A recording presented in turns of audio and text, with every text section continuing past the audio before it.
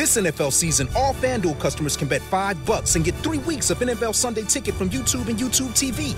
So if you've got a hunch, you can watch it come to life live, like a vibe hunch. I don't like the way the quarterback is warming up. I don't like the way the running back is warming up. I definitely don't like the way the punter is warming up. Put your hunch to the test this season with FanDuel. All customers bet $5 and get a 3-week free trial of NFL Sunday Ticket from YouTube and YouTube TV. Plus, new customers bet $5 and get $200 in bonus bets guaranteed. 21 plus and present in North Carolina. New customer offer. First online real money wager only. $5 deposit required. Bonus issued is non-withdrawable bonus bets expiring 7 days after receipt. See terms at FanDuel.com/sportsbook. Gambling problem? Call 877-718-5543 or visit morethanagame.nc.gov. NFL Sunday Ticket offer from YouTube and YouTube TV ends 9/22/24. After 3-week free trial, the full price of NFL Sunday Ticket will be automatically charged seasonally. Cancel anytime. No refunds. Terms, restrictions, and embargoes apply. YouTube TV base plan required to watch YouTube TV. Redemption requires a Google account and current form of payment.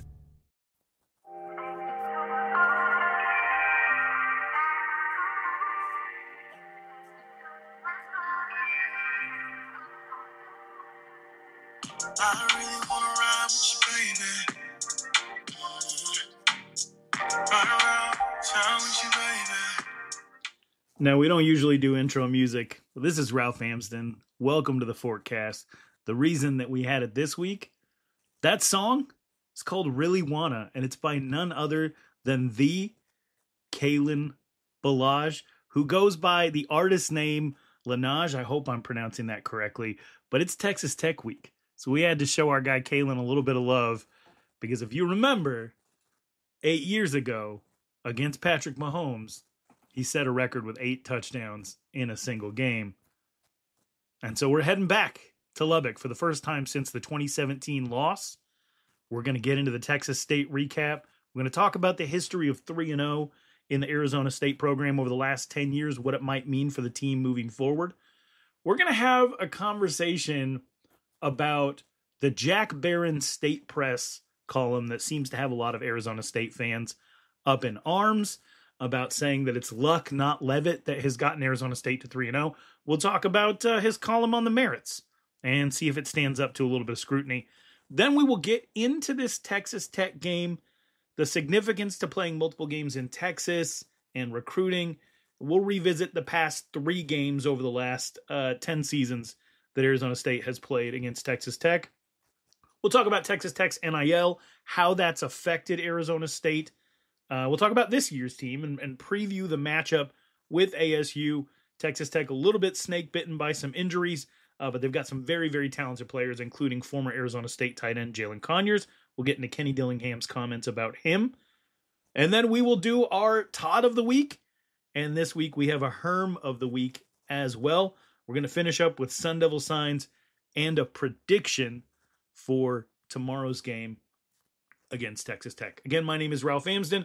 Welcome to the Forecast, part of the 1012 Podcast Network, a new podcast for a new era in the Big 12. And we are brought to you Charlie Hustle Clothing Company, a vintage-inspired clothing company based out of Kansas City that specializes in collegiate and hometown apparel. Charlie Hustle loves the Big 12 Conference and wants every Big 12 fan to be the best dressed this season with their wide selection of officially licensed collegiate apparel. That includes Arizona State. They got a sunburst yellow hoodie on there that I've been looking at. I think I'm going to pull the trigger on it.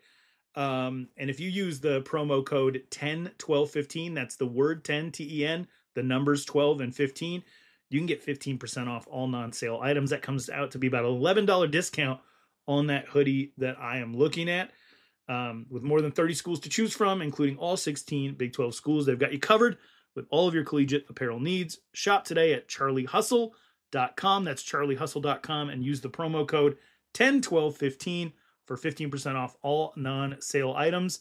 And as far as sale items, they got 60% off a lot of stuff on that website right now as well. So again, thank you to charliehustle.com. Let's get into it. This week's forecast. All right, let's get into this win over Texas State, 31-28. Almost 1 million viewers. And that's the advantage. Playing on a Thursday night. Nobody else is on television. You are going up against Thursday night football as far as the NFL goes. But, you're going to lose that battle every single time. But you're not having to worry about any other college games really getting in the way. Almost 1 million viewers. That equals, according to Hoderbino at Devil's Digest, pretty much equals the broadcast numbers of the first 3 games for ASU combined last year. That's a good thing, I think. Familiarity with your program, with your players on a national level is a good thing, because you have to assume a lot of the 1 million people or so that we're watching are not regular viewers of Arizona State football, and they're not necessarily going to catch very many other games of ASU this year, because they were put in a situation where they wanted to watch football and their only option was Arizona State, Texas State, 2 undefeated teams at the time. So when you factor in that a lot of these people might not see Arizona State again this year, that is the impression that they have been left with.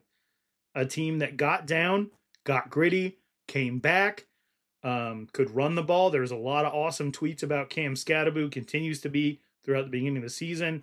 A lot of great tweets about Kenny Dillingham as a leader, as somebody who's steadfast, kept his team in the game. People's impressions of Sam Leavitt, they're going to see him, and they're going to see some of the plays he made. They're going to think of him as a winner, and they're going to see what this defense did. And they're going to have some positive thoughts on that as well, forcing 3 turnovers against Texas State and Jordan McLeod. Now, we talked about this on Sun Devil Spaces on Wednesday, and if you listen to this podcast and you're not on Sun Devil Spaces, wow, that is a surprise. But if you don't know what Sun Devil Spaces is, on Twitter, or X as it is called now, every Wednesday night, 8 o'clock Arizona time, we get together with Sun Devils from all over the country, all over the world, and we just talk. That's it. We chill, we hang out. Last week we had some Texas State fans in the chat that were they were a little feisty, but by the end of it, I think we were all friends. And then this last week, we talked about the Texas Tech game. We talked about a few things, and we're there every single week, and you're always welcome. That's on Twitter. That's Sun Devil Spaces every Wednesday night, 8 p.m. Arizona time, and you are free to jump on, speak. I'm gonna start collecting questions on the spaces for these shows as well. But yeah, if you're here listening to this podcast and you're not part of Spaces, it's a surprise to me, but welcome. The Forecast is a show we're going to be doing all season long, all football season, all basketball season, branch out into some other sports as well. And I did a solo show when I was the managing editor of Devil's Digest. I did a solo show at the beginning of the Herm tenure. And this is my 3rd crack at it, but one I'm really excited about and very grateful to be part of the 10-12 network. And just being part of the Big 12 conference, because I think it's going to be a lot of fun. All of that kicks off this week. I'm very excited about Arizona State's first Big 12 contest, being in Lubbock. Fantastic environment. I drove out there in 2017, had a great time, even though the result wasn't great. But at the same time, 3-0 it's a really big deal. We're going to get into that in a second. Just want to get into a couple of my thoughts from the game. Not having DeCarlos Brooks, I felt like was a little bit of an issue, because you couldn't. Raleek Brown is a change of pace back for sure from Cam Scatterbo. He probably is the definition of change of pace. He's a lightning bolt. However, it was his first game, trying to figure out how to get him involved. Didn't necessarily work out in the way the ASU wanted.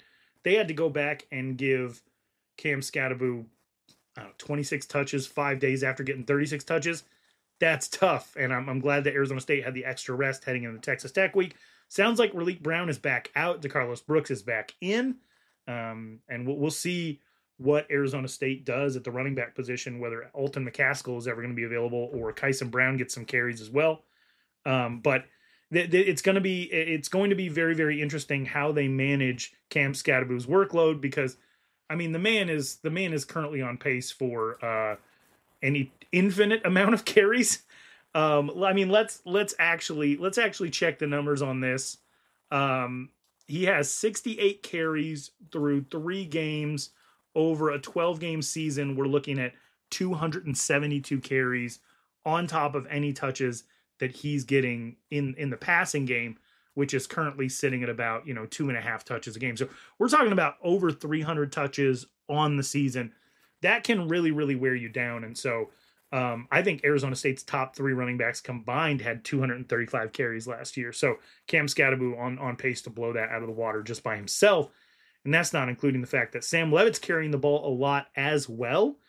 I mean, Arizona State currently sitting at an insane gap of 229 rushing yards per game on offense and only allowing 65 rushing yards a game on defense. But I don't imagine that workload being something that Cam Scatterbo can carry throughout the entire season. He's not Ricky Williams, right? We don't do that to running backs anymore. So, but he did get stronger as the game went on. He did have the game-winning carry, which was very, very exciting. But you just don't want to put him in a position where it's all on his shoulders, because then what happens when he goes away if he has to miss any time due to wear and tear or anything like that. So hopefully they get a little bit more balance, but at the same time, you got to do what it takes to win. And right now, Cam Scatterbo carrying this team literally and figuratively. I don't have much to say about the Texas State game other than it was a little scary at 21-7. Arizona State being steadfast, only having 4 days of practice to prepare for what is a very complex and fun offense with a lot of moving parts, shows that once they were able to absorb everything that happened in that first half, or really in the first quarter and a half, and make some adjustments, then that was when, they showed the intelligence of the coaching staff, the adaptability of the players. To come back on the road like that, it's impressive. I don't care what anybody says. So congratulations to Arizona State for starting 3-0. We're going to get in the history of 3-0 over the last 10 seasons a little bit. They have done this 3 other times. They did it in 2014, starting off with a win against Weber State. They beat New Mexico. They beat Colorado, both of those games on the road. And then immediately had the coldest of wake-up calls at home against UCLA. I believe Brett Hundley was involved in that one in a 62-27 loss. But here's the deal with that. 3-0 was a pretty good indicator of what Arizona State was going to be capable of that year. Arizona State spent every single week of that season ranked, except for in the immediate aftermath of the UCLA game. In fact, it's the last season in which they finished a season in the AP Top 25. It was Ray Anderson's first year as athletic director. They haven't done it since. But in that season, 3-0, I mean, it gave them the cushion, to have some issues. They were on the verge of a potential appearance in the college football playoff, but obviously going to Corvallis in November, losing that game by 8, that cost them. And then, turning around and losing at Arizona was pretty rough. They did get a win over Duke in the Sun Bowl that year, finished with a record of 10-3. Might be Arizona State's last 10-win season. They also did it again in 2016, starting off with a win over NAU, and then the Kalen Ballage game with Kalen Ballage getting 8 touchdowns against Texas Tech. And then they came back and played a road game at UTSA, much like they had the road game at Texas State, and they were barely able to come away with a win in that game. Almost the same exact score, 32-28. Now, this season, a little bit different. Arizona State defensively, they didn't have it that year. This is a season in which they allowed 40-plus points 8 times. They were one of the worst defenses, if not the worst defense in all of college football. It was almost like they were copying Cal from the year before, of just leaving their cornerbacks out on an island blitzing, and then every time somebody threw the ball, somebody's band was going to play. Arizona State was either going to intercept a pass or they're going to give up a deep touchdown. And it got pretty brutal. They started out this season 5-1. Then they had some injuries at the quarterback position, and what it turned into was 6 consecutive losses to end the season, a 5-7 overall season, and the infamous game against University of Arizona in which they did not throw a pass in the second half. Probably the moment in which Ray Anderson started to hatch the plan to bring in Herm Edwards, which he did just 1 year later. Speaking of Herm Edwards, he was able to accomplish a 3-0 start once. That happened in the 2019 season. Started with a 30-7 win over Kent State, a 19-7 win over Sacramento State, and a 10-7 win over Michigan State. Now, here is where that season might actually resemble the season that Arizona State's going through right now. Number one, you had a first-year starting quarterback with a tendency to take off and run. Wasn't going to do too much with his arm, but he had a tendency to take off and run. You had a solid defense, a solid defensive coaching staff. And because of that, they only gave up 3 touchdowns in the first 3 weeks. Now, they turned around and gave up 34 to Colorado at home in week 4. That wasn't fun. But it did turn into an 8-win season as Jaden Daniels grew into that role throughout the rest of the year. The worst loss that they took was at Utah. And if you remember, that was Arizona State starting a 17-year-old Ladarius Henderson against a defensive line that had 3 future NFL players. Brutal game for Arizona State. But Utah got to feast on like 3 or 4 freshman quarterbacks that year, and they did the same thing to every single one of them. But Arizona State was able to find its footing after taking 3 consecutive losses after that Utah game to UCLA, USC, and Oregon State. They shocked the world by knocking Oregon out of college football playoff contention at Sun Devil Stadium. That was the infamous Brandon Ayuk drop kicking the O game, and then they turned around and beat University of Arizona after that, and got a win over Florida State in the Sun Bowl. Again, another Sun Bowl season, very similar to 2014.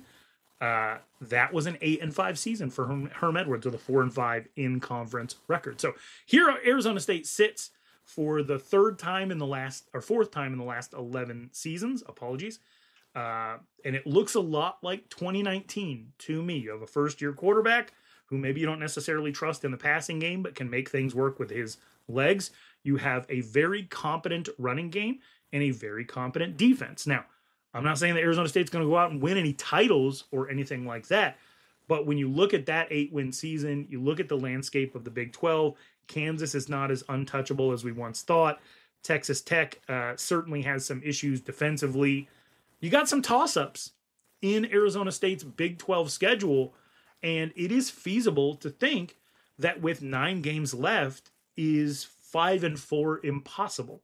I would think certainly not. If they can split their remaining road games beyond Texas Tech, which is Cincinnati, Oklahoma State, Kansas State, and Arizona, if they steal 2 of those games, then what you're looking at is you need to try to get, I guess, in order for a winning season, 2 more wins at home.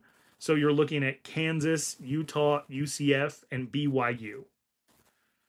2 wins, so going 4-4 the rest of the way would get you to a winning season. It's possible. It's possible. UCF doesn't look untouchable. Kansas State in their win over Arizona, they didn't look great. I think Arizona fans would admit that they felt like they walked away from that game saying, we got blown out by a bad team. Or a team that doesn't quite have it yet, because, again, they're starting a quarterback in his first season as well. So the possibility of a bowl, I mean, I feel like I said this on Spaces, feels like the price is right when you have, you have to get 5 things right and you have 10 chances and you get the first 3 things right. And now you have 7 opportunities to get 2 things right. You're probably going to win that car, right? I think Arizona State fans are in a place where they've had fun, they've won some games, and they're very hopeful that they can get 3 wins in the next 9 games and send them bowling, which is way above the expectation that was set nationally for this team. Now, speaking of national expectations for this team, we do need to get into this State Press column that has everybody up in arms this week. We're going to do that right now. All right, so for those of you who don't know what I'm talking about, let's just define everything here. So the State Press is the Arizona State student-run publication. A lot of great people have worked for and come out of the State Press. If you went to Arizona State, you saw the copies of the newspapers everywhere. If you're like me, you still check it digitally from time to time. I root for Cronkite kids, people who are in the Walter Cronkite School of Journalism, much in the same way that I root for the athletes at Arizona State University. I'm a one-time Cronkite student myself. And I want to see these people go on to do big things. Some of my favorite journalists out there are ones that I had the opportunity to work with before and during their time as Cronkite students. Fabian Ardaya, who just covered Shohei Ohtani's historic 50-50 run with the LA Dodgers.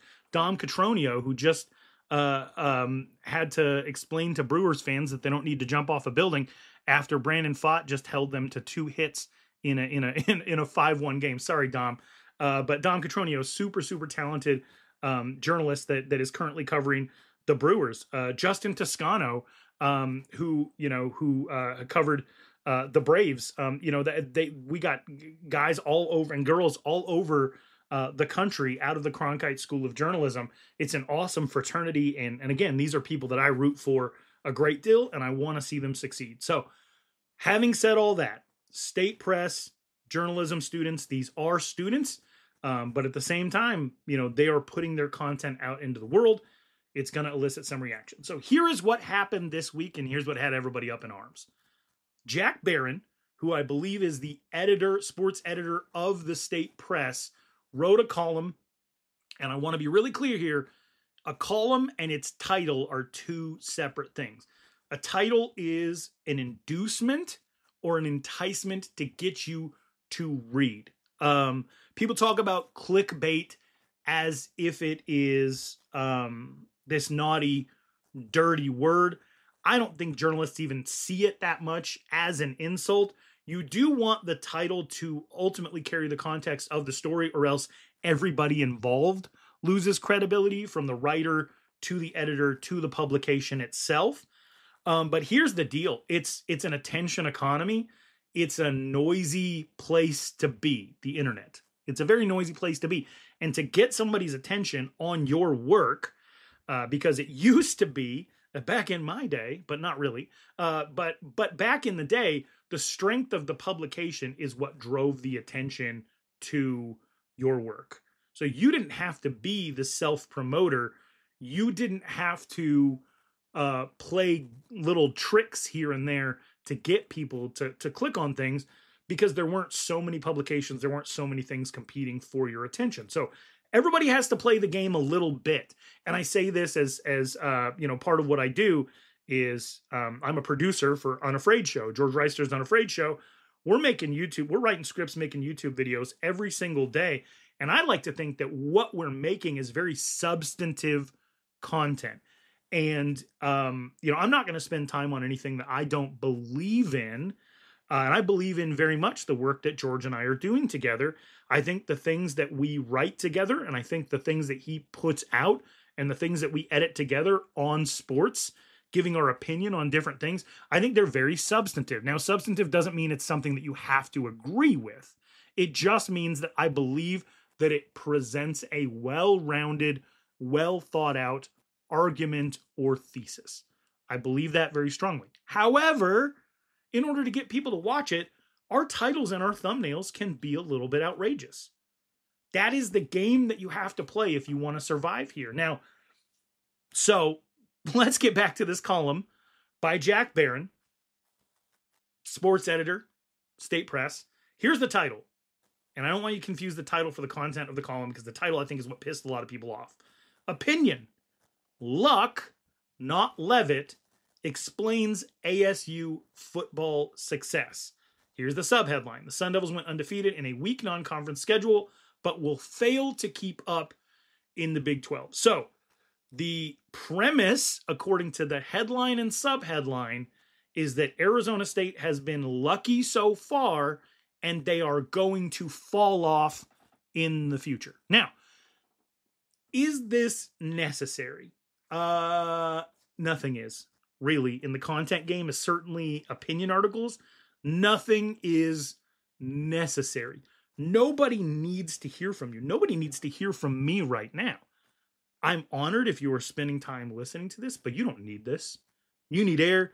You need water. You need sleep. You need the love of your friends. You need safety and security. You do not need this podcast. You certainly don't need this column from the State Press. Don't waste too much time being offended, but this was a choice. This was not a necessary article to write, but he wanted to stretch his legs. He wanted to express his opinion. And if you're going to be out in the world of, if you're deciding, do I want to be a journalist? Do I want to be a columnist? And most of the articles I've seen from Jack Barron going back a really long time, for the most part, they are works of journalism. They are cataloging and explaining and giving context to events. This is an opinion column. And in Jack Barron's opinion, the Sun Devils are going to fall off in the Big 12. Now, a lot of the feedback to him was that this wasn't necessary. You're trashing your own school. Look, I'm going to try to explain this as clear as I can to people. The job of the Walter Cronkite School of Journalism is not to raise up fans or homers or anything like that. And at the same time, still acknowledging the fact that this was probably completely unnecessary. But what I want to do is I want to get into the actual meat and potatoes of this column to find out, does it have merit? Does it stand up? Because, I noticed Jack he's taking a little bit of a beating on Twitter, and he's out here retweeting people who are in support of what he did with this column. He retweeted somebody who said Jack is a phenomenal reporter and a great person, and the hate he's getting is stupid and petty because he said your favorite football team isn't as good as you think. How stupid is that? So he also said, tough to see. He also retweeted something from Shannon Cunningham that said, tough to see such terrible comments under an article written by Jack Barron. I've personally taken classes with Jack, and he's a real student of the craft. Saying hateful comments on an opinion piece, especially in a student-ran newspaper, is pretty low. Keep going, Jack. Another one, and they say women are emotional. You need to calm down. Jack's an incredible sports journalist. We'll see how this season plays out. This is Angelina Steele who tweeted this, and Jack retweeted it. So here's the deal. I think that based on what Jack is retweeting, and I don't know the guy, I've been reading his work, but based on what Jack is retweeting, he feels like the reaction to his column is unfair. Right? He is retweeting the people who are saying that anybody who is reacting negatively to this or going overboard and reacting negatively to this are proving that they're just emotional, they're just fans, and they don't have perspective. So let's stay away from any emotion whatsoever for the sake of Jack. Let's actually look at the content of what he's written and see if it holds up. That's what we're going to do for Jack as a former Cronkite student myself. Want to see him succeed. Let's read this column together. Luck has given ASU fans false hope that the team's dark days will finally end in the Big 12, but things are about to take a turn for the worse. That's the first sentence. So the premise is hammered home very, very, very sharply. This is a clear message that what happened with Arizona State so far this season was a matter of good fortune, and that any excitement that you feel toward this team is a trick of the mind because the end product will not justify the good feelings that you've had so far. He goes on to say the Sun Devils' seasonal doom and gloom has subsided as the team is 3-0 for the first time since 2019. However, ASU's unimpressive non-conference play will not lead to success in the rebuilt Big 12. ASU was picked to finish last in the Big 12 preseason poll with an over-under of 5.5 wins by Pro Football Focus. Now, the Sun Devils only need a few more wins to secure a bowl game. So, the way that he has immediately begun to support his premise is just to list the facts of the matter. That Arizona State is on pace to outdo its expectations based on being picked last in the conference. He includes a quote from Kenny Dillingham. It says, "We added a few players, we played a few games. That's really about it, but we're the same team that just needs to get better and better." He goes on to say, confidence is key in college football, but ASU fans need to come back down to earth before popping any champagne. The team's 3-0 record is far less impressive when placed under the microscope. Okay, so again, this is an opinion. This is full of opinions. It is all opinions. There are facts mixed in to buttress his opinion, but you do not have to get upset that Jack Barron does not want you to be excited about your football team winning games. In fact, that expectation by Jack shows a fundamental misunderstanding of how sports fandom works. It helps when you're a columnist to be aloof, but it does not help to have a fundamental misunderstanding of a fan's relationship to their team, right? Like the idea that you should not be excited that your team is 3-0 is absurd and unnecessary. So let's go on. He says, for one, Wyoming is far from the team it was last year that went 9-4 en route to a bowl win. The Cowboys are currently in an 0-3 downward spiral for the first time to start a season since 2015. ASU's first win in program history against an SEC team is not even that impressive. Mississippi State is the furthest thing from a top dog in college football's best conference. The Bulldogs marched into Tempe 1-0 after a blowout by game against Eastern Kentucky. Even Mississippi State, picked to finish second to last in the SEC, should be a no-name FCS school, only playing the Bulldogs for a quick buck. Two unimpressive Week 1 winners met in the desert heat while the nation watched on ESPN. ASU somehow turned a 27-point lead into a nail-biter as Mississippi State outscored the Sun Devils by 20 in the second half. Now, I want to get to that. The somehow, right? If you are willing to provide context for the things that you are building to buttress your opinion, then the context of losing that lead should be included as well. Picking and choosing where you roll out context is not, it doesn't come off as anything other than a close-up magic trick, right? So was Arizona State in a position to lose that game? Not really. How did Mississippi State score that 20 points? That is important. It came from play calls that were designed to get Sam Leavitt into a rhythm after the game was already in hand. That's not a reflection of the lack of talent of Arizona State. It was a risk taken by Arizona State in that moment to try to get their quarterback going when they could have just stuck with the run game, and the 20-point comeback in the second half would not have existed for Mississippi State. So let's go on to the ultimate point that he's trying to make here. So he says the Big 12 season is the first true test of a team many picked to fail. All but one of the Sun Devils' 9 conference opponents boast a winning record. Okay, I'm going to stop here. I'm going to stop here because you cannot say that Arizona State does not have an impressive 3-0 record whilst alluding to the non-conference winning records of your Big 12 opponents. You can't do that. We're doing a deep dive into why Arizona State's 3-0 record is deceptive, but we are ultimately saying that 15 other teams who might have a winning record in non-conference have done so on the merits of how good their team is. Why are we doing that? Because let's talk about some of the Big 12 opponents that they're going to have on their schedule this year. University of Arizona has a winning record. Their wins came against New Mexico and Northern Arizona. That is a very similar situation to Arizona State's. BYU, winning record. Southern Illinois, Wyoming is on that schedule. Wyoming is one of the teams that Jack is using as an example to say that Arizona State's record isn't impressive. Kansas lost to UNLV.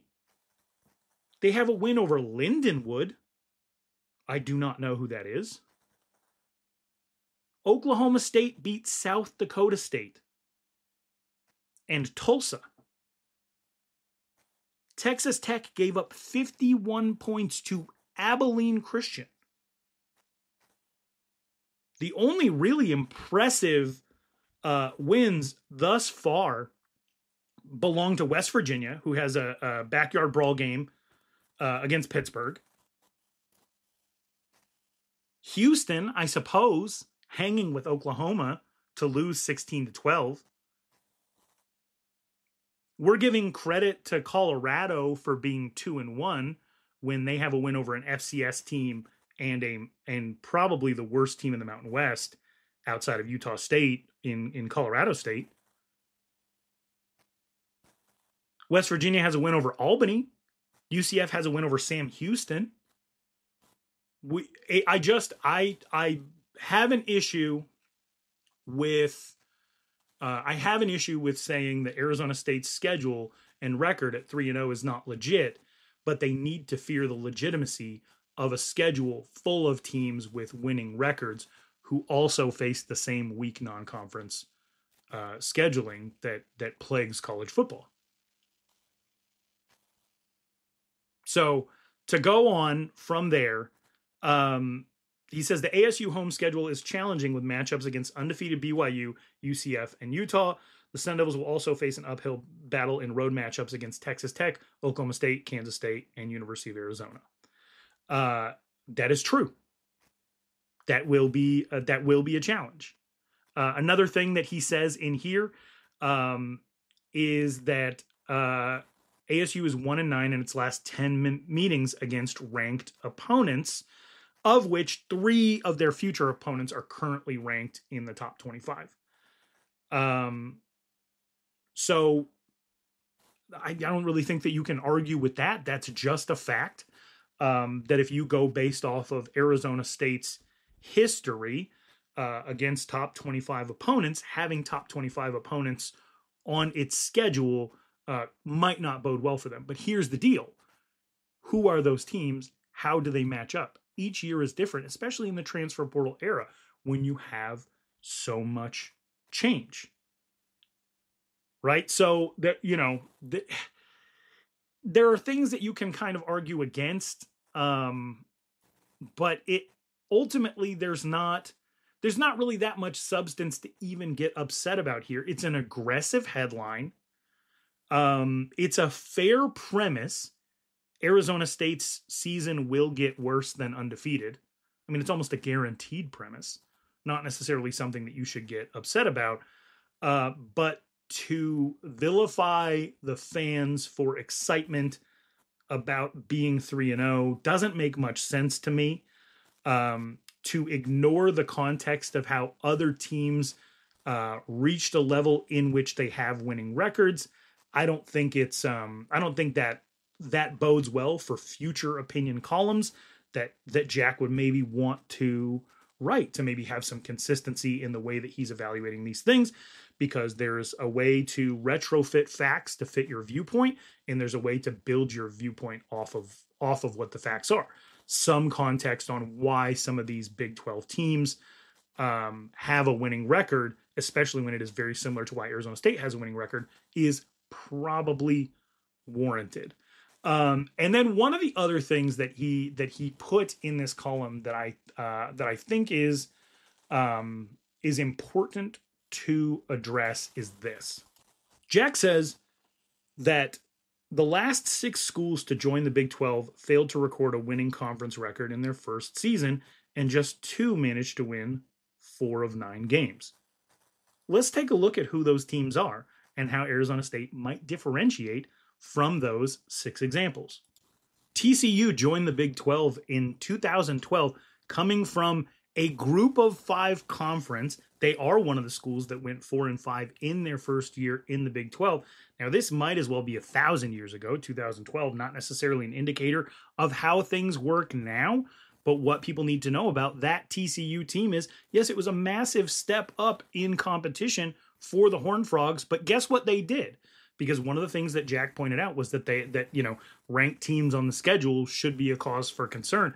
That TCU team won on the road against a ranked West Virginia team. They won on the road against a ranked Texas team. They beat Texas on the road. They also had a quarterback injury. They made a bowl game in that season.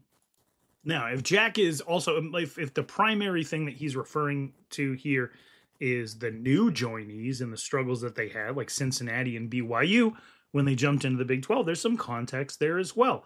With Cincinnati, they had back-to-back seasons being ranked in the top 10 at the end of the year, including a college football playoff appearance. But then what happened? They used that to get into the Big 12, but Luke Fickell left this team, took a bunch of people with him, and their first year in the Big 12 was a disaster. But that doesn't have anything to do with the difference between the complexity of a group of 5 schedule versus a Big 12 schedule. That was losing your coach and your entire team disintegrating on its way into a new conference. Yet he cites Cincinnati being 2-1 this year as a reason that Arizona State fans should be nervous. Can't have your cake and eat it too on that. Now, when it comes to BYU, maybe there's some credibility in that one because they played an independent schedule for so long that conference play proved to be a little bit of a rude awakening. Now, they took a chance on a grad transfer quarterback in Keaton Slovis. It did not work out in their favor, and I believe they finished last season 5-7 with a 2-7 conference record. But again, that's a team that started 3-0, which again, Jack has told us is a marker of something that should intimidate Arizona State fans as far as people who have winning records out of conference this season. But if the truth of the matter is that you can have people win games out of conference and then go 2-7 in conference, is that an indicator that Arizona State is going to follow suit?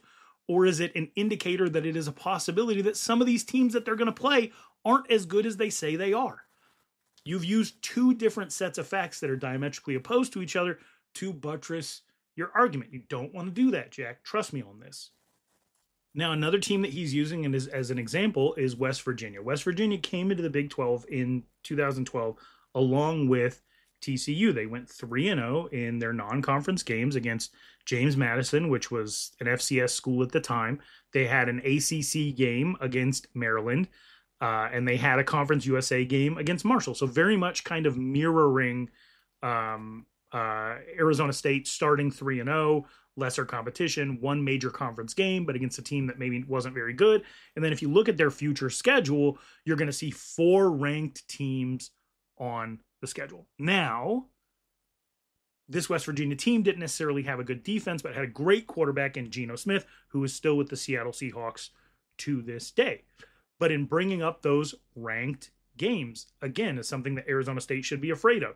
The Big 12 is notorious for upsets, for home and away splits, things like that. There were 4 ranked games on that West Virginia team's 2012 conference schedule. The first one was Baylor, which West Virginia won 70-63. The next one was at number 11 Texas, which Baylor won 48-45. Are you noticing a trend that they do not play defense? They had another game against Oklahoma at home that they lost 49-50. 49-50, and then their big loss that year was at home against number 4 Kansas State, which they lost by about 30 points. Now, I think at this point, Arizona State fans would take that 4-5 because it means a 7-win season. It means overtaking expectations, and it means the potential of maybe upsetting one of these ranked teams, as West Virginia did back in 2012. Now, the other 2 teams that he's referring to, he's talking about the 2023 UCF Knights, as well as the 2023 Houston Cougars. And for both of them, yes, the moment was much too big, something we probably should have known when Houston lost to crosstown rival Rice 43-41, and Dana Holgerson ended up getting fired. But as far as, probably the best example of this is maybe if you go off the UCF example of 3 out-of-conference wins, even though they didn't have a major conference win amongst those. They only had a 2-point win over Boise State, but that was on the road. And then they turned around and they went through this Big 12 gauntlet and immediately lost 5 in a row. And maybe that's what he is saying is that, hey, you think you're hot stuff, but here you have UCF, and they came in and it was a baptism by fire. Here's the only issue with that, of comparing Arizona State's entrance to the Big 12 to the 4 teams who entered last year or the 2 teams who entered in 2012. The thing about Arizona State's 2024 schedule is they only have 4 games against traditional Big 12 schools. Calling Arizona a Big 12 school and using University of Arizona to point to the history of teams entering the Big 12, a little bit deceptive. Same with using BYU, who has been in there for 1 year. Oh no, Arizona State has to play the big bad BYU, who I'm also using as an example of somebody who came into the Big 12 and can't hang. So I'm using BYU as a Big 12 team that Arizona State should be scared of, and also as a team that couldn't hack it when they came into the Big 12, which they are only in the 2nd year of their membership. Using UCF as an example, is the exact same as using BYU or Arizona. It's the same as using Utah, who Arizona State should absolutely be scared of, even though they get them at home. It's the exact same attitude you should have about Cincinnati, who's on their schedule. The true Big 12 teams that Arizona State will be playing are Texas Tech, Kansas, at Oklahoma State, who Arizona State was competitive with last year, even led at halftime, I believe, and Kansas State. But you can't use the newbies to the Big 12 to prove your point about how the Big 12 is tough on newbies. Especially if you're using them as the example of teams that were not good just 1 year ago. There are lies, there are damn lies in statistics. You want to make sure that you have some logical consistency in the things that you use to build your opinion. Now, again, this opinion doesn't matter. It's one person saying that the fans shouldn't be excited because the schools that went into the Big 12 last year didn't fare well in the Big 12. And he is also including those teams as Big 12 teams that Arizona State should be scared of. Now, there are other statistics to look at. There are other things to take into consideration that would maybe say some of Arizona State's excitement is justified, even though everybody has a right to their own excitement. Saying that somebody shouldn't be excited is wet blanket behavior, and it is not necessarily a surprise that Arizona State fans reacted negatively to this. Now, should you be calling Jack names? Probably not. You have every right to. He has every right to write this column. We can all just move on with our lives and be happy, if we're allowed to, that Arizona State is 3-0. But you can look at a couple of other things and factor them in, such as the fact that no Big 12 team has a blue chip rating of 50% or above, including all of the new additions, like Utah, like Arizona, like Colorado, and Arizona State. But if you want to talk about actual blue chip recruits, which are considered 4-star or above, Arizona State is tied for second with the most 4-stars brought in through the transfer portal, and they are in the top half, 6th, in fact, in the Big 12 in 4-star or above recruits taken from the high school level. So you could look at it from a talent perspective. You could look at it from the age of the offensive line perspective. But the problem is we didn't really get into the nitty-gritty details of how Arizona State matches up against some of these teams. In fact, one person who did come to Jack's defense in his mentions was, saying, can you even name 4 games in which Arizona State has a 50% chance or better winning percentage? To which someone replied, ESPN actually gives you the win probability for the rest of the season, and there are 4 games in which Arizona State has a 50% or better odds of winning. I think at the end of the day, it's an inflammatory headline from a student reporter. A student reporter putting things out on Twitter shouldn't be able to go and hide behind the idea that they are a student when the premise of what they wrote was that the fans are stupid and wrong and dumb. But I'm just a little kid is not necessarily the best defense for what is essentially an attack in the proverbial sense. Nobody got hurt. This is not a thing that matters in real life. It's a thing I spend a lot of time on because what else I'm going to talk about? But that's enough about that. It wasn't a well-written column, and he will do better. And Cronkite is a refinery for people who go on to do great things. But let's not confuse the substance of the column with the headline. Everybody that's mad about the headline should actually be looking at the column and saying, there's not enough here. There's not enough here to even support the premise that he stated. Now, if Arizona State takes a dump and only gets to 5 wins on the season and he wants to run a victory lap, it's probably at his own peril, and you want to ignore your lesser, worser angels and your lesser instincts on something like that. It's not going to make him a lot of friends on campus. But at the same time, he's not out here to try to make friends. He's out here to try to become a journalist, trying to explore whether to be an opinion columnist or whether to go down the journalism route, which he has written some very good stories, and I highly recommend going to statepress.com and looking up some of our new friends' articles that are not opinion-based and don't shame you for being happy. Okay, let's get into this Texas Tech game. There's some significance here for Arizona State. Obviously, they recruit the state of Texas very heavily. Having back-to-back games in Texas matters a lot, but Lubbock's not exactly a recruiting hotbed. There are certainly good players that have come from that area. Ryan Tannehill, Lubbock native. But that's not necessarily where you're getting most of your players. The Austin, Houston, Dallas, Fort Worth areas. That's going to really be your recruiting hotbed. So being in Lubbock is great, but it's like saying, hey, isn't it great for Elijah Badger that Arizona State went and played at UCLA when Elijah Badger is from Sacramento? It's absurd. It's, hours and hours and hours away. So there is some significance to Arizona State establishing themselves as a brand in Texas. It's also kind of an easy hike for people who want to travel out to the game. I've made this drive before, same distance as Salt Lake. I had a rule, if it was a one-day drive or less, I was going to make the drive. So when I covered Arizona State for Devil's Digest, I made the drive out to Lubbock. Reminded me a lot of Laramie. I'm from Wyoming. It is flat.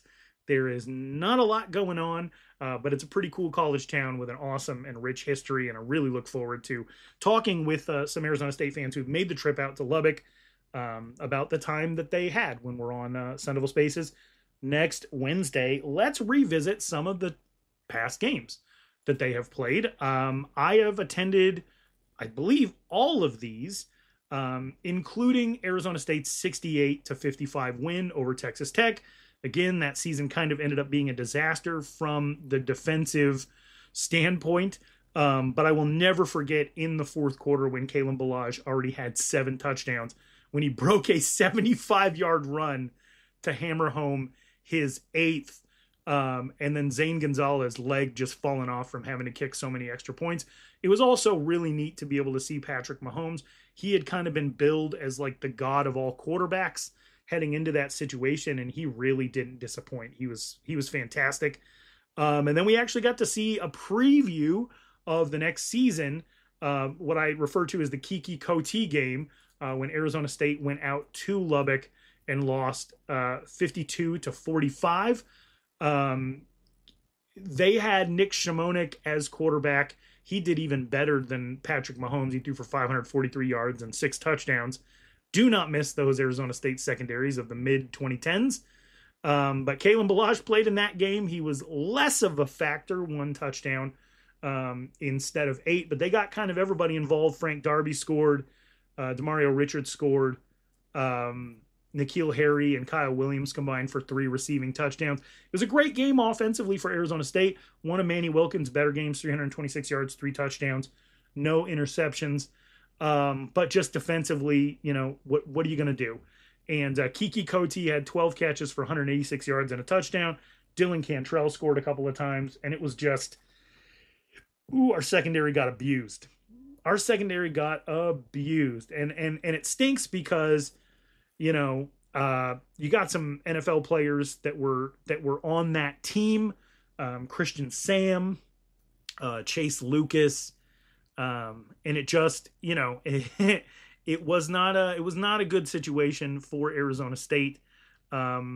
Though I do think that, Kobe Williams, one of the most underrated defensive backs in Arizona State history, he actually, considering what was done to Arizona State, didn't have the worst game of all time. But just their athleticism, that passing attack, it was too much for ASU, and Arizona State lost that game. And then you had the Holiday Bowl in 2013. I traveled out for that game. I have a story from that game, actually.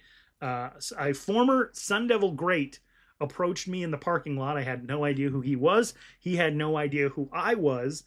And he told me I'm one of the greatest Sun Devils of all time. And he had a few adult beverages. And I said, oh, congratulations. That's awesome. And then we both walked into the game together. And over time, I've made friends with that person and brought it up to them a couple of years ago. Do you remember approaching me in a parking lot in San Diego before an ASU game to let me know that you're one of the best Sun Devils ever? And his response to me was, I've never been to San Diego. So to this day, one of the more confusing interactions I've ever had in my life. But that is the thing I remember most from a bowl game that included the now hated Cliff Kingsbury for the crossover ASU Cardinals fans taking Arizona State to the woodshed 37-23. Davis Webb, 403 passing yards, 4 touchdowns. That was a rough one because Arizona State, they did not have all of their weapons at their disposal. Of course, I'm referring to Marion Grice. And they had a really easy time running the ball against Texas Tech. Taylor Kelly and DJ Foster combined for 267 yards rushing, and they did it without Marion Grice, who was having one of the most exciting years in all of college football. I like to believe that if he was part of that team, that Arizona State ultimately could have come up with a win. But you got a trip to San Diego out of it, and at this point, I think Arizona State fans would really just trade the ability to get to a bowl game and be embarrassed over not having anything to do in December or January, as it has been for the last couple of years. So that is that's 12 seasons ago now. So they're 1-2 against Texas Tech over the last 12 seasons, and now they're about to make a regular thing of it. Especially if the Big 12 moves to pods and regular scheduling. I'm not sure that's going to happen, but if it does move in that direction, you would have to believe that Texas Tech would be included with Arizona State, just through some proximity, if they didn't just group all the Texas schools together just to do that. This year's game is going to be very, very interesting. Texas Tech is offensively, when is Texas Tech going to get away from being great on offense and piss poor on defense? That is the question.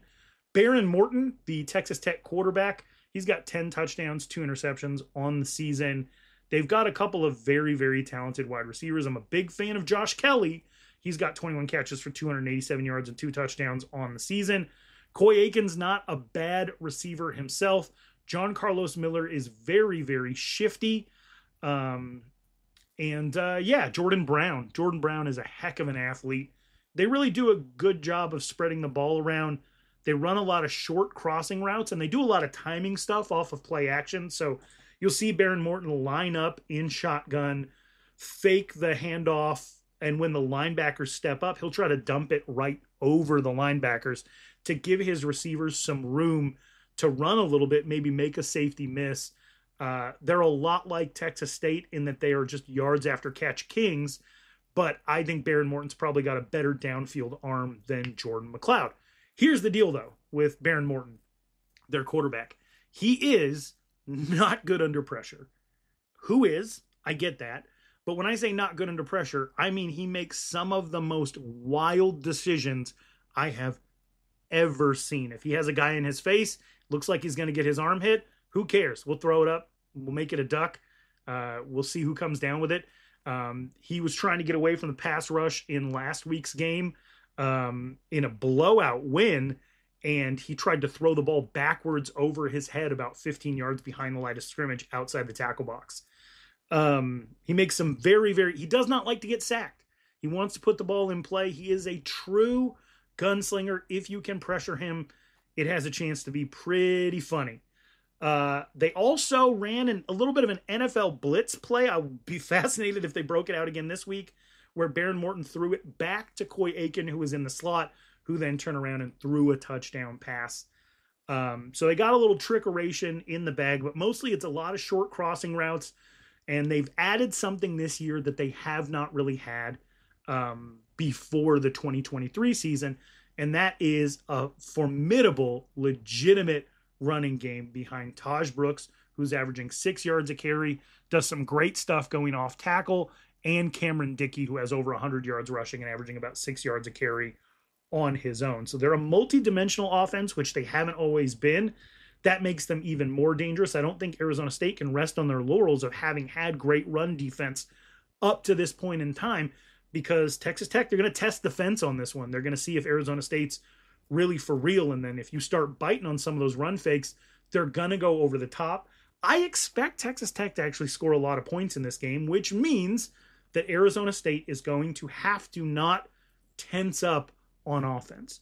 They're going to have to not be afraid to make mistakes, maybe turn the ball over a couple of times on their own. It's not the worst thing in the world to turn the ball over if you are playing fast and loose and you don't have a conscience about it. I know that Arizona State's best opportunity with a young quarterback and with a strong running game is to do some ball control stuff. However, it is very, very important that Arizona State doesn't get down if they do make a mistake, of which they really only have one this season, Sam Leavitt interception. So I think that if Arizona State plays fast and loose, they're going up against a defense whose linebackers are okay, whose defensive line is okay, but their defensive backs cannot tackle. And if Cam Scatterboot gets into that second level, he's going to do some serious, serious damage, and I'm really looking forward to that. This is also a Texas Tech team that is pretty snake-bitten when it comes to injuries. Cameron Valdez, their number 2 running back, he is out for the season. They have 2 outside linebackers that they were counting on this year in Dylan Spencer and Joseph Adedire, who were out for the year. They have another outside linebacker in Harvey Dyson III, who has a foot injury and is going to be a game-time decision. They have another outside linebacker, a 4th outside linebacker who's definitely not playing, Charles Esters III, with a thigh injury. And then defensive backs have been pretty banged up. Javion Wilcox is not going to play in this game. Brendan Jordan is a game-time decision. Braylon Lux is a game-time decision. CJ Baskerville is a game-time decision. Most of their injuries are actually on the defensive side of the ball, and they have a couple of offensive linemen that are banged up as well. So, no excuses. Everybody goes through injuries. Arizona State just lost Cole Martin for the season with a hip injury. They're not going to have Raleek Brown in this game due to injury, but they are getting offensive lineman Sean Naw back, which is going to be huge. And but I would say that of the 2 teams, Texas Tech is certainly the most beat up, and a lot of that's on the defensive side of the ball, which means you have inexperienced mixed with not a great scheme, mixed with not great tackling. Could prove to be a very, very big day for Arizona State's offense, and they're going to need all the points they can get because this Texas Tech team can score. I will say this, if we're going to comfort Arizona State fans about anything, it's the fact that this North Dakota State defense that ASU runs is also the same defense that Washington State runs. And Washington State just finished beating the absolute tar out of Texas Tech. I watched that game. A lot of it had to do with defensive adjustments that were made in the second half by Washington State, but an even larger part had to do with the fact that John Mateer can run and pass. And so what we need from Sam Leavitt in this game is to be multidimensional. John Mateer, he only completed 9 passes against Texas Tech, but he completed them for 115 yards and a touchdown. And then in the running game, they weren't afraid to use him. He actually carried the ball 21 times for almost 200 yards. So if Sam Leavitt can get out and run, there's not much that Texas Tech is going to be able to do to stop you defensively. And if he can have a better passing game than John Mateer did, then, I look at Arizona State as having an opportunity to maybe go 40 plus against this defense. But defensively, to go back to that, Washington State held Texas Tech to 16 points. Texas Tech went over 50 in their other 2 games. Last year, Texas Tech had a game against Wyoming, who also runs that same North Dakota State defense, and they lost that game as well. 33-35. Now that was in Laramie. And it was a situation in which Andrew Peasley, another quarterback who is a dual threat, only completed 18 passes for 149 yards and 2 touchdowns, but he ran for 68 yards and a touchdown. So it just goes to show you how important quarterback mobility is going to be. And Taj Brooks, he's a great running back. But against Wyoming, he had 11 carries for 39 yards. Definitely one of his worst performances of the 2023 season. And then so far this year, Taj Brooks didn't actually get in to the game against Washington State, which is a big reason why Washington State was able to pull away. But with Arizona State running kind of a 4-2-5 defense that Texas Tech has struggled against, it is possible, even with injuries in the defensive backfield, that Arizona State has the key to slowing this Texas Tech offense down. Now, I don't think that Arizona State has the it's tough to say because Washington State, they did kind of have their roster picked clean, but Jake Dickert's been working with that defense since Brian Ward was there and left. I think they have less new players in the building than Arizona State's dealing with. If Arizona State players are in a place where they feel comfortable, where they're communicating with each other, then it might be the same deal. It might be the same deal where they're able to confuse Baron Morton, and that 4-2-5 defense ends up being the key to beating Texas Tech. But again, Washington State did that without having to deal with Taj Brooks. Taj Brooks should be good to go against Arizona State. The last thing I want to get into is Jalen Conyers. Obviously, he was a fan favorite here in Arizona State. One of the things I liked about Jalen Conyers was the work that he did with PHNX, his ability to go out there and kind of set the example of what it's like to be an NIL-worthy athlete, somebody who actually brings values to the companies that are working with him. Kenny Dillingham said, hey, I made him the face of this team. I made him a captain. I took him to Vegas. I'm rooting for him now that he's out in Lubbock, where he's closer to family. And he said he's had a great season so far, scored a couple of touchdowns, but he hopes that he can have one bad game. I don't think that's trash talk. I don't think that that's anything to anything that you can use as poster board material, even though Texas Tech did a very fascinating thing this week, something I've never seen before. And they used Kenny Dillingham's own words in their hype video to get people to the stadium out there throwing tortillas at the ASU players. And I thought that was kind of funny as well. We talked about it on Sun Devil Spaces. I think people believe Kenny Dillingham to be a very earnest person, and I don't even think it was really a troll job. I think they're just taking his compliment and they're using it to fire up their fan base. And I don't really think their fan base needs it. I've been to a game in Lubbock, and man, they get after it, as does most of the Big 12. And having Arizona State be part of that, I think, can only just influence how Arizona State does game day, how the fans rally around this team. And it sure would be good to get to 4-0 and have that energy when Kansas comes to town in a couple of weeks. All right, so that brings us to our Todd of the Week segment. I did skip over Texas Tech's whole NIL thing. I just didn't want to get back into the war in Washington, him getting bought off ASU's roster and going to Texas Tech. That just makes me bitter. So I brought it up. I didn't want to bring it up, but I brought it up, and now we're talking about it. And now I'm completely off track. So let's just move on to this week's Todd of the Week. If you are new to this show, Todd of the Week is a reference to Todd Graham when he was the coach at Arizona State, out here doing too much, out fundraising, trying to raise hundreds of millions of dollars for the stadium upgrade. But he was a full-on Sun Devil, donated $1 million of his own money, was willing to do whatever it took to get Arizona State out there, to get information about Arizona State out there. Normally, this goes to a Sun Devil.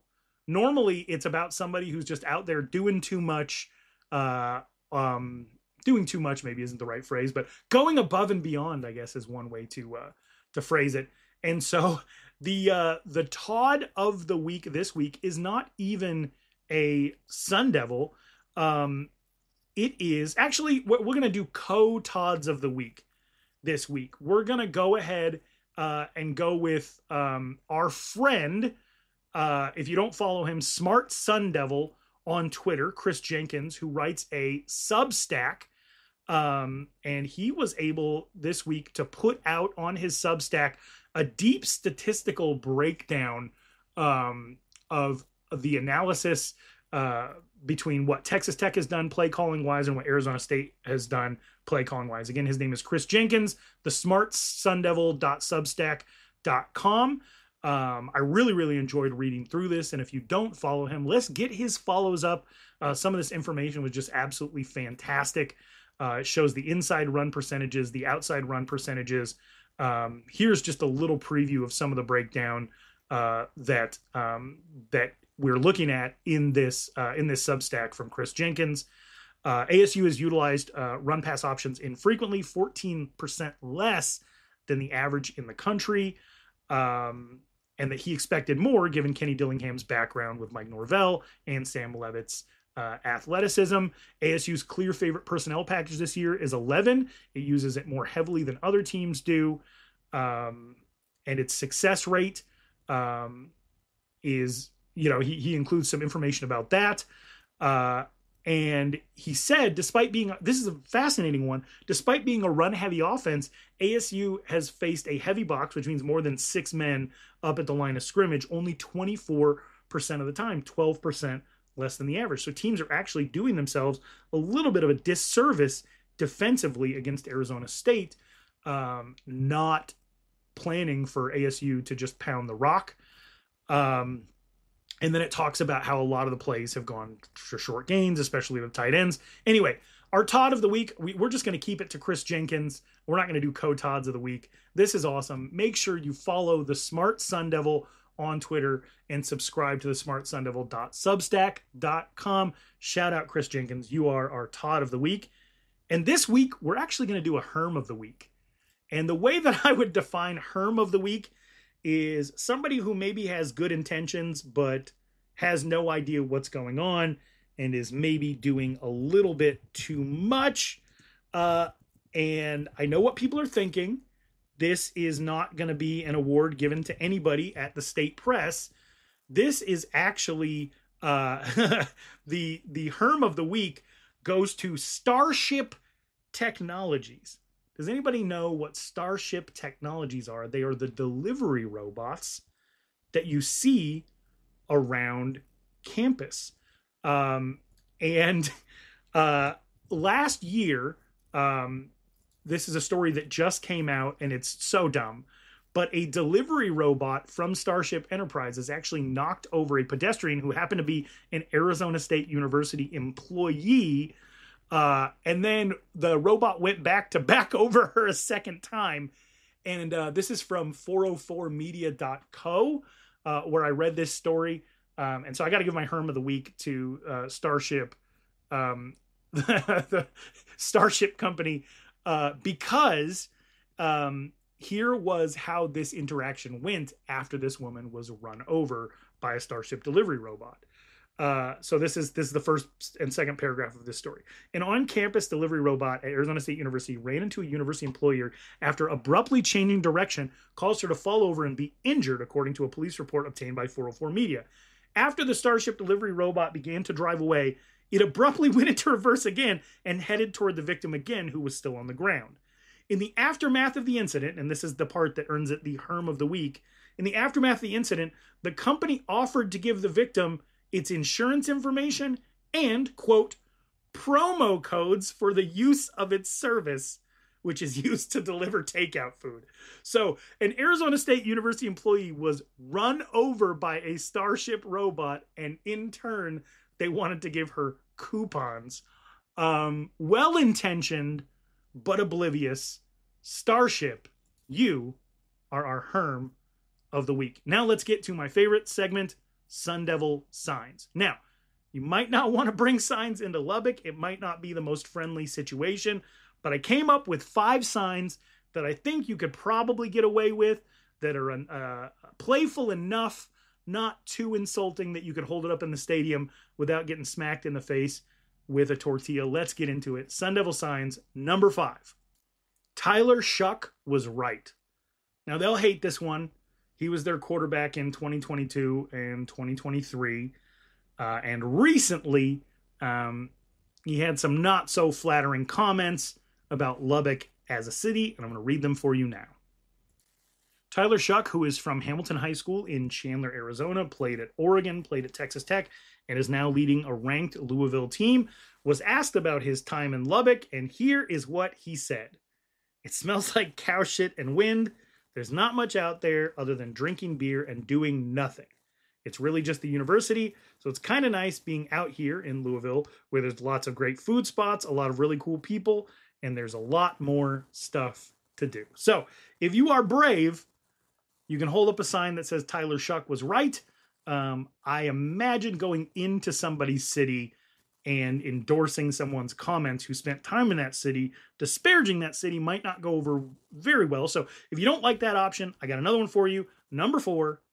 And this is one I'm not sure Texas Tech fans will disagree with at this point. Pay Sharon Leach. If you were to hold up a sign in Lubbock that say, pay Sharon Leach, you might get 40,000 people applauding you. Because if you don't know, Mike Leach, probably the best coach, definitely the best coach in Texas Tech history, was fired back in 2012 for what really seems to be an exaggerated report of his treatment of a former player, Adam James.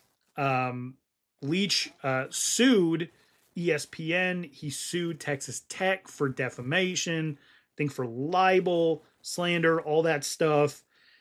Texas Tech was able to shield themselves from any type of default judgment using sovereign immunity, but Mike Leach didn't care. And at the time of his death, he had probably sunk about $300,000 into trying to punish Texas Tech for withholding the probably around $2.5 million that they owed him.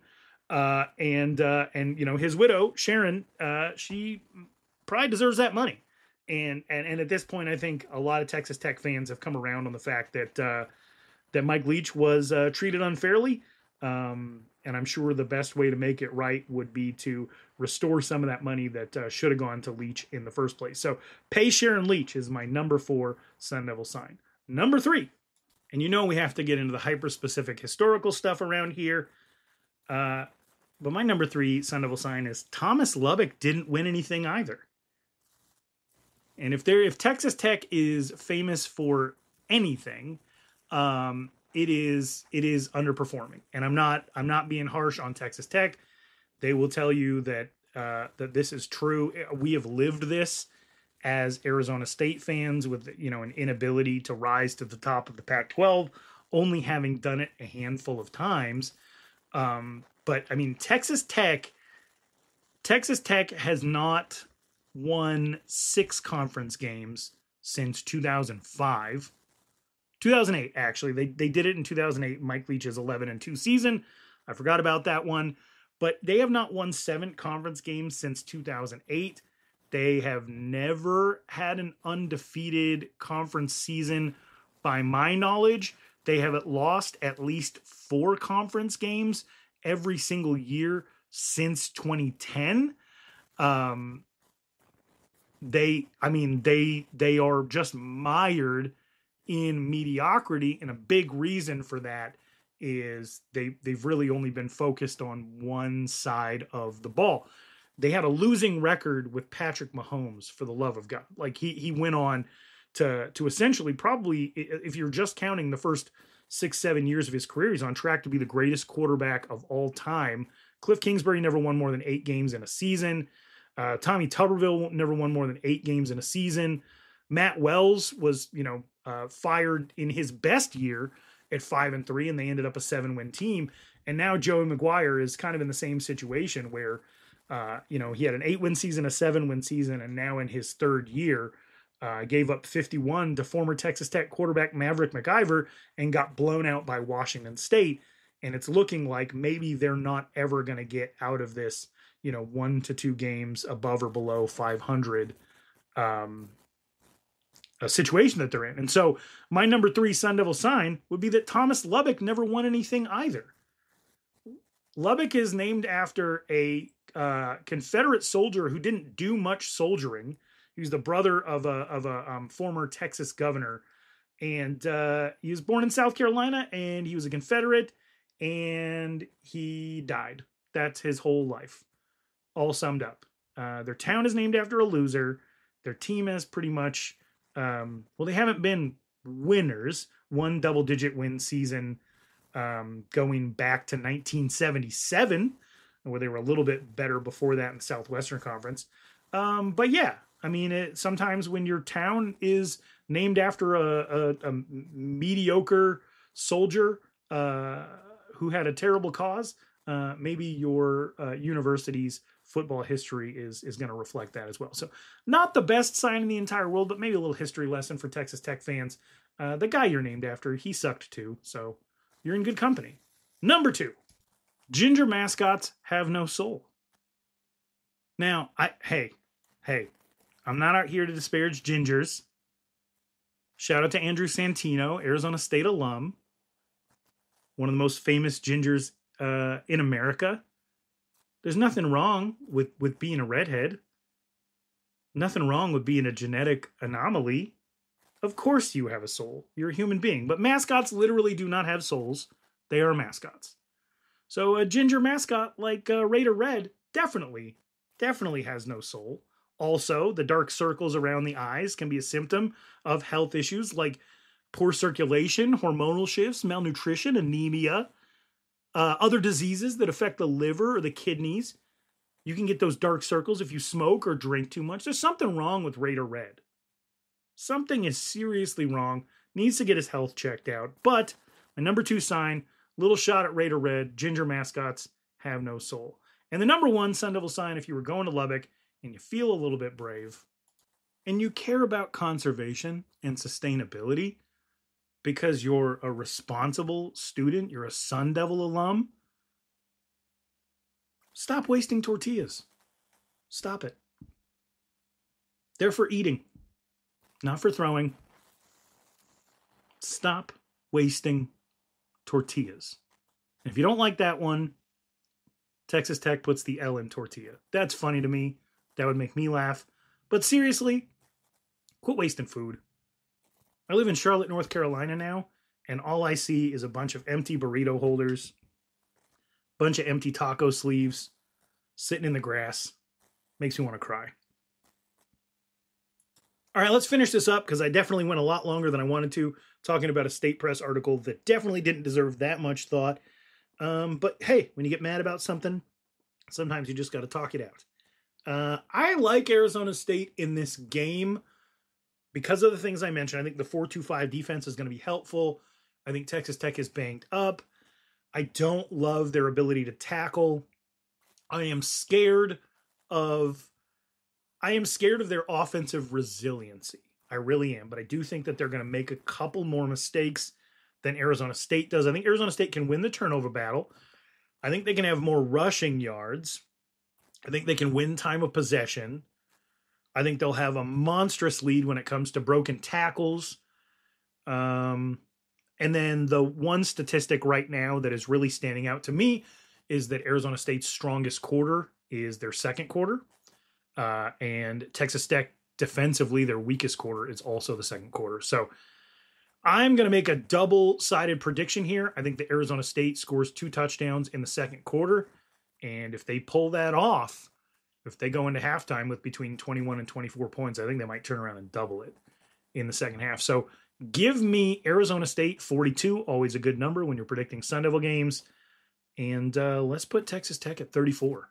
ASU 42, Texas Tech 34. Thank you to the 1012 Network.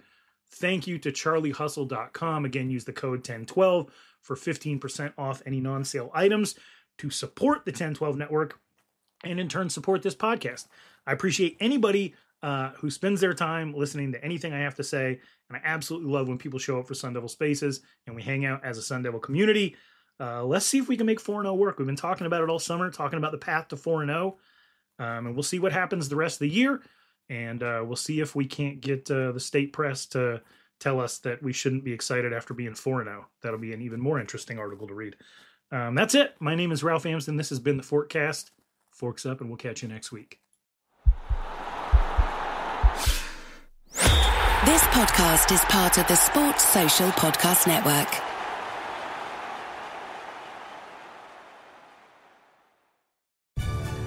This NFL season, all FanDuel customers can bet $5 and get 3 weeks of NFL Sunday Ticket from YouTube and YouTube TV.